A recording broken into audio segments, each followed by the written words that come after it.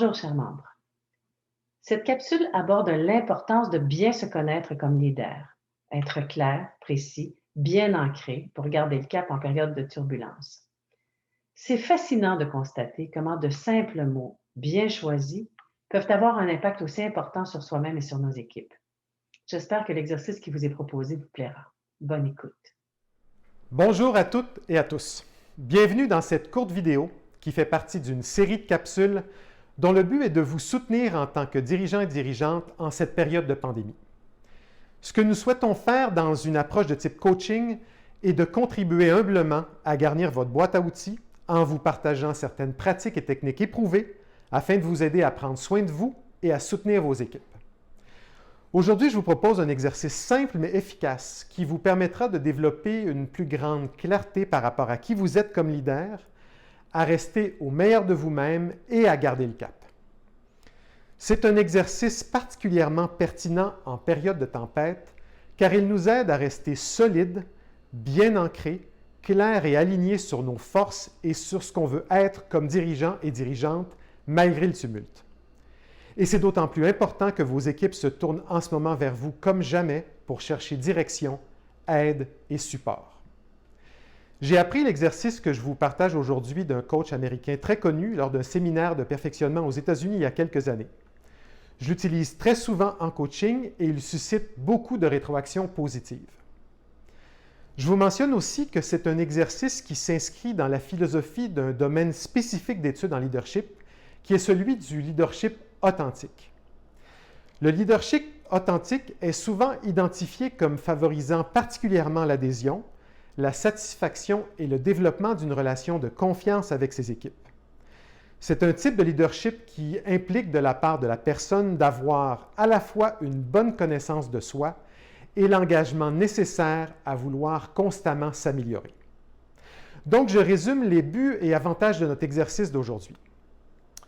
Premièrement, être clair par rapport à qui vous êtes ou à qui vous voulez être encore plus comme leader en misant sur les forces que vous percevez en vous.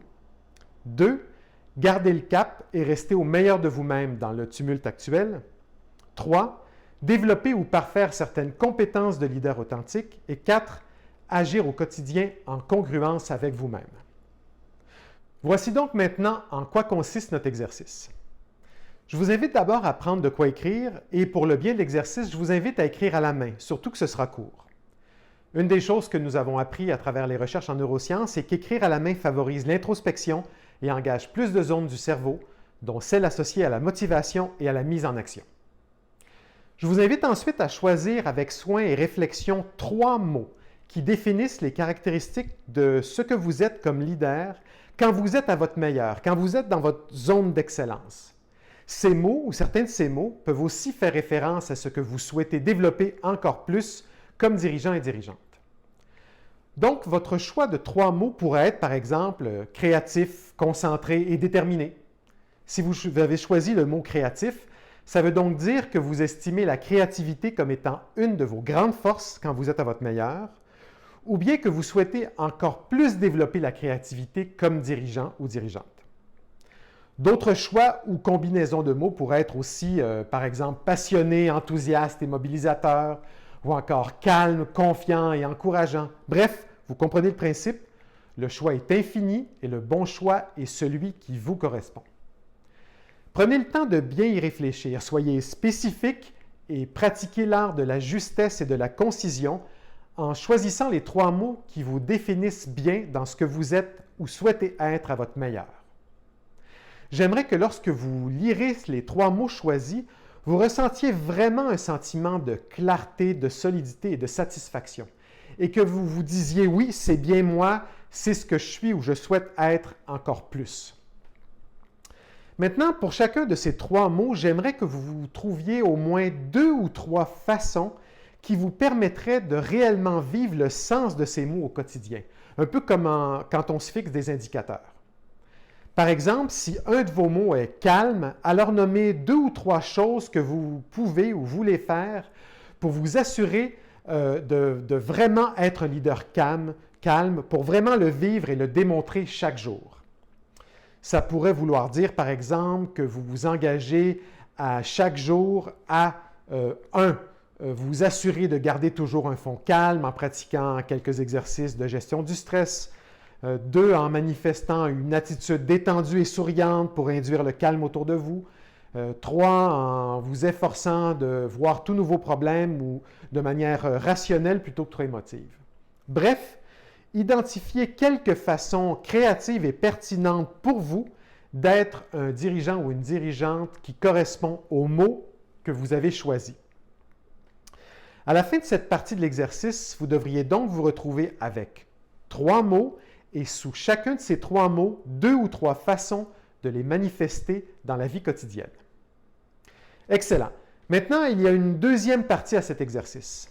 En effet, comme vous êtes des dirigeantes et dirigeants à la tête d'équipe, que vous devez mobiliser et que la qualité des interactions avec ces personnes est déterminante, je vous invite à refaire ce même exercice des 3 mots, mais en identifiant cette fois-ci 3 mots qui définissent ou qui caractérisent spécifiquement la façon dont vous voulez être à votre meilleur dans vos interactions avec les autres.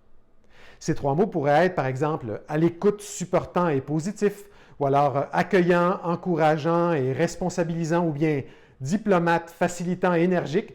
Encore une fois, trouvez les mots qui vous correspondent.